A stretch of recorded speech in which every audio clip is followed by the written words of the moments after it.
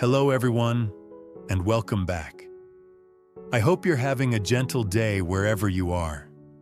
Today we'll explore a Christmas trip that feels like a miracle and a test. When a little paper angel goes missing, and a bright red balloon steals 10 seconds of breath in a crowded square. If you enjoy slow, emotional stories Hello, like everyone. this, Please our remember little to YouTube like and niche, subscribe on please YouTube so tap others like, with the hit same subscribe, interests can and access share this the content. video. Christmas was almost here, and Tu Tien wanted it the way people want water when they've been thirsty. Cinnamon in the air, soft lights in the window, and laughter that doesn't flinch. But her body still reacted to small sounds, because it remembered the tapping at the gate, and that scarf caught on the latch, and what those tiny details had once meant. So when Jack said, "Let's take the kids to see the Christmas lights in town," it felt like hope, and like a test. She wasn't looking for a grand adventure. She just wanted one ordinary afternoon where the biggest problem was choosing which display to admire. Still, even ordinary can feel brave when old alarms still live in your bones. She could feel reflexes, shoulders rising, breath shortening, trying to steer her, and she had to remind herself, today is about living, not hiding. Before they left, Tu Tien stood in front of their little Christmas tree and practiced a slow, careful breath. The tree wasn't fancy. Paper stars Anna had cut herself, a few shiny ornaments, and one special piece that mattered more than anything: Anna's angel. It was white paper, a ribbon, and a crooked smile. Anna had told Min, very seriously, "This angel will watch you while you sleep." Tu Tien had saved it for today, like a blessing before their first holiday outing as a calmer family. She'd kept that angel safe since Anna made it, smoothing the edges and tucking it away so it wouldn't tear. In her mind, that little crooked smile stood for a promise. A home can be gentle again. Hanging it today felt like setting a small flag in the ground. This is our season too. She reached for it and touched nothing. She checked the branch again, the table, the tin of ribbons. Her chest tightened, and the memory of the gate tapping flashed through her mind like lightning. "Jack," she whispered. Jack appeared in the doorway, already dressed, eyes clear. "What's wrong?" "The angel," Tu Tien said. "Anna's angel is gone." Jack didn't minimize it. He scanned the room, calm and thorough. "Step by step," he said. "No panic first." His calm didn't erase her fear, but it put a boundary around it, like a fence around a wild thing. Tu Tien stayed where she was and let him lead. Because part of healing is letting someone else hold the map when your hands start to shake. Mom Loy's door opened. She came out with her shawl, face serious but steady. "We find it," she said. "Fear doesn't lead this house." A soft babble came from the nursery, and Anna padded out with her bunny. Tu Tien crouched. "Sweetheart, do you know where your angel is?" Anna frowned, thinking hard. Then she pointed down the hall. "I put it where Min can't eat it." "Where?" Tu Tien asked, barely breathing.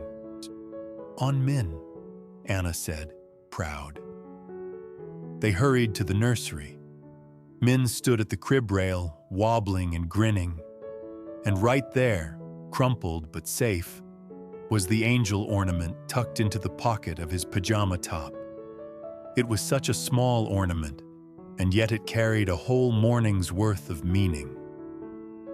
Tu Tien held the paper gently between her fingers, straightening the ribbon, reminding herself that today's danger was only a thought, not a fact. Min just grinned, proud of his hiding place, unaware of the storm he'd stirred accidentally. Tu Tien let out a sound that was half laugh, half sob. "Oh, Min, you scared Mommy." Min squealed. Jack's shoulders loosened, and he looked at Tu Tien with steady gentleness. "You're allowed to relax for 1 minute." Tu Tien wiped her eyes. My heart jumped because it felt like them. "I know," Jack said. "That's why we're going today. Not because we're fearless, because we're still living." Living, for her, meant stepping into crowds again. It meant allowing lights and music to be just lights and music, not a cover for something worse. It meant trusting her family's hands more than the old memories that tried to yank her backward. Mom Loy stepped closer and straightened Tu Tien's collar. "Don't hide your joy," she said softly. "Go out. Stay in the light with people around you." Jack nodded. "And I already told Officer Thu we'd be out for a few hours." The plan was simple. A short trip to the nearby town for Christmas lights. Bright streets, a busy square, people everywhere. Still, simple plans can be heavy when your nerves have learned to expect trouble. Jack was still a CEO, the kind of person whose phone could turn a morning into a meeting. But lately, he was living close, not to perform strength, but to protect and love this family in ordinary hours. His phone buzzed non-stop, and he set one clear boundary. He took a quick call by the sink while Tu Tien packed diapers. "Move the meeting," he said. "Route urgent items to my assistant. Today is family." Then he flipped the phone face down and came to tie Anna's scarf with careful hands. He didn't say it like a slogan. He said it like a rule he meant to follow. Then he stepped back into the room and let his attention rest on scarves, diapers, and little faces instead of meetings. Anna giggled. "Grandpa Jack ties better than Mommy." Tu Tien pretended to gasp. "Excuse me." Jack smiled. "I'll teach you my secret knot." Min banged his spoon like applause, and for a moment, Tu Tien felt normal. Just a family getting ready to go out. When they arrived, the lights made the street look softer. Music floated from a speaker. Families moved slowly, holding warm cups, trying to hold on to peace. Tu Tien walked slower than the others at first, letting her eyes adjust to all that brightness. She noticed how people stayed close to their own small groups, how strangers smiled and then looked away, each family wrapped in its own winter moment. Anna's eyes went wide. "Mommy, it's real Christmas." Tu Tien felt her chest loosen. "Yes," she whispered. It's real." Jack walked slightly on the street side, a quiet barrier. He didn't crowd her. He just stayed close enough that her body remembered. "You are not alone." They stopped at a scarf stall. Jack touched one, soft and thick, and draped it around Tu Tien's shoulders. "Jack, we don't need," she began. He cut her off with kindness. "This isn't a luxury," he said. "It's warmth. Let me take care of you in small ways." Tu Tien swallowed hard. "You're going to spoil me." "Good," Jack said. "You've gone without tenderness long enough."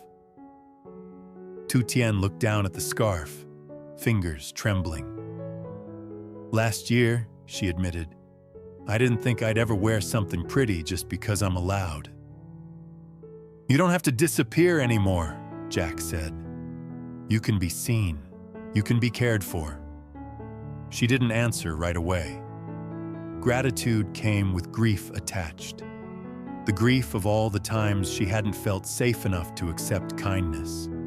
But she nodded, and that nod was its own kind of progress.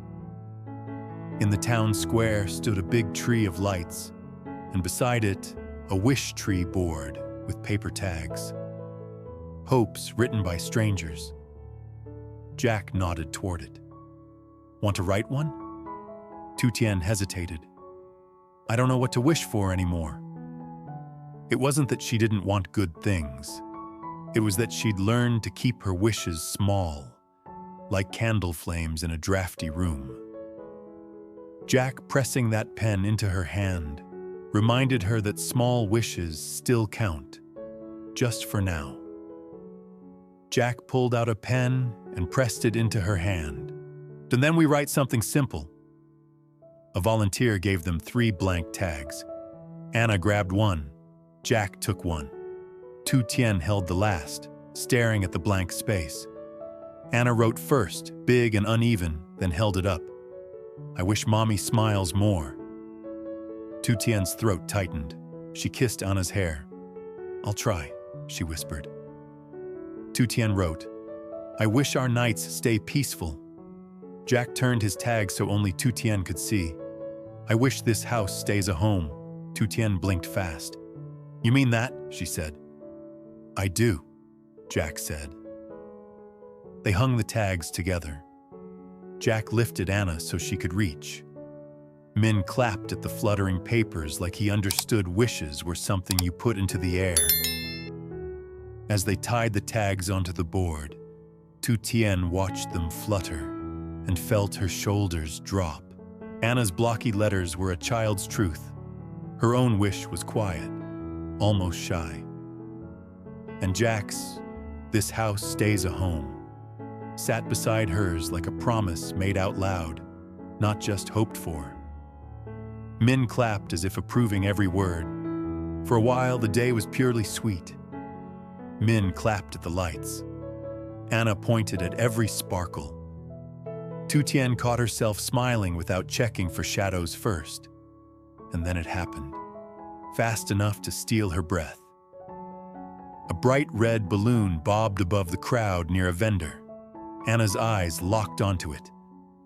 Tu Tien tightened her grip on Anna's hand, then glanced down for half a second to check Min's stroller strap. Half a second. When Tu Tien looked up, Anna's fingers had slid free. Tu Tien's blood went cold.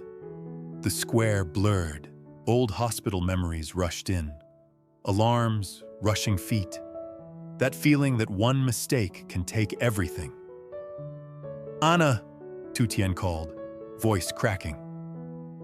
Anna wasn't running. She was drifting toward the balloon, following color like a moth to light. The balloon wasn't evil. It was just bright, and children chase bright things. But in Tu Tien's mind, that red dot turned into a siren, pulling all her attention forward and all her fear up. Jack moved first, fast but controlled. He stepped into Anna's line of sight and called, firm and calm, Anna, sweetheart, freeze, look at me. Anna stopped instantly. Her eyes snapped to Jack. Her lip trembled as she realized she was separated. Tu Tien pushed through the crowd and grabbed her, pulling her close. I'm here, she whispered, shaking. Then don't let go again. Anna burst into tears. I just wanted the balloon. I know, Tu Tien said, trembling. But you scared me. Jack's hand settled on Tu Tien's back, steadying her. Breathe with me, he murmured. You found her. She listened. You're here. They moved to a quieter corner. Tu Tien sat because her knees wouldn't listen. Min reached for her scarf and babbled like nothing had happened. Jack sat beside her. That fear is a memory pretending it's today, he said softly. Tu Tien's tears slipped down. I hate that it still visits. It visits, Jack agreed, and then you send it away. That's strength. Anna sniffed. Mommy, I won't do that again. Tu Tien kissed her forehead. Thank you, baby. New rule, Jack said gently. In crowds, we hold hands like glue. Anna sniffed. Family glue. Exactly, Jack said. Family glue. A woman offered to take their photo, and Tu Tien almost refused out of habit. But Jack said yes.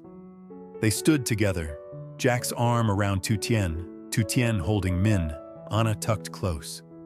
The camera clicked, and Tu Tien realized she wanted proof of this happiness. After the photo, Tu Tien surprised herself by wanting to see it right away, then stopped and let the moment be enough. A picture couldn't hold the whole day, but it could remind her later that she'd stood in the square and made it through beside her.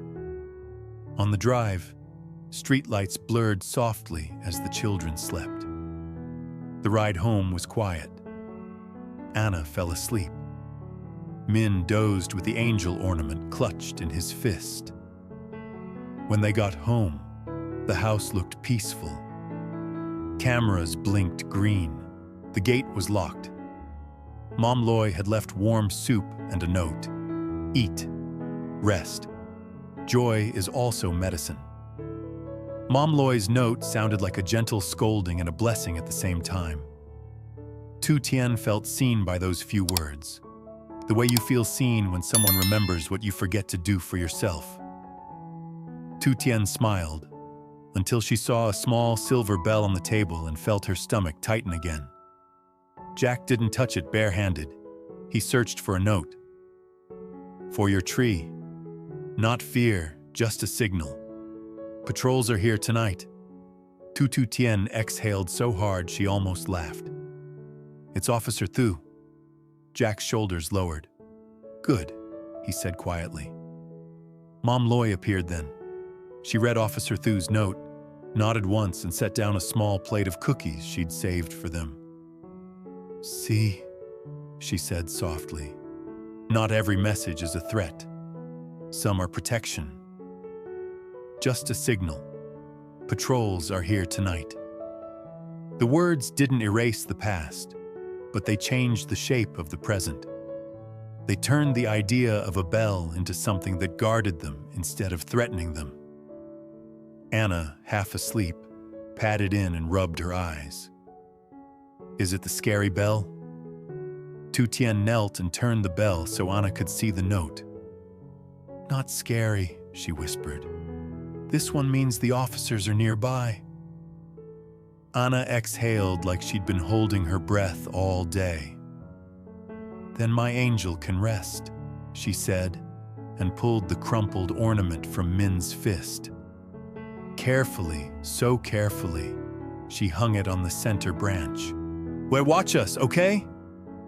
Min babbled and reached up, and Jack guided his little hand to press a tiny clay circle Tu Tien had prepared earlier. A perfect, messy handprint appeared. Everyone laughed, because it was not perfect, and it was theirs. Tu Tien held the bell in her palm. Last time a bell meant someone got too close, she whispered. This time it means someone is watching. For us. Exactly, Jack said. They hung the bell on the tree together. It chimed once, small, clean, comforting. Jack turned off the main lights and left only the tree glowing. Fear still existed, yes, but it wasn't the boss of the house anymore. It could knock on the door of her mind, sure. But now there were answers. Jack's steady voice, Mom Loy's firm refusal, Anna's honesty, Min's small laughter, and those answers were getting stronger. Jack laced his fingers with hers. We're building new memories, he said. Tu Tien squeezed back. So the old ones don't win, she whispered. And for the first time in a long time, she believed it. As Christmas nears, Tu Tien wants cinnamon in the air and laughter that doesn't flinch. But the tapping at the gate and a scarf caught on the latch still jolt her. Before their first holiday outing, Anna's paper angel disappears from the tree, and fear spikes. Until Anna reveals she put it on Min, safe in his pajama pocket.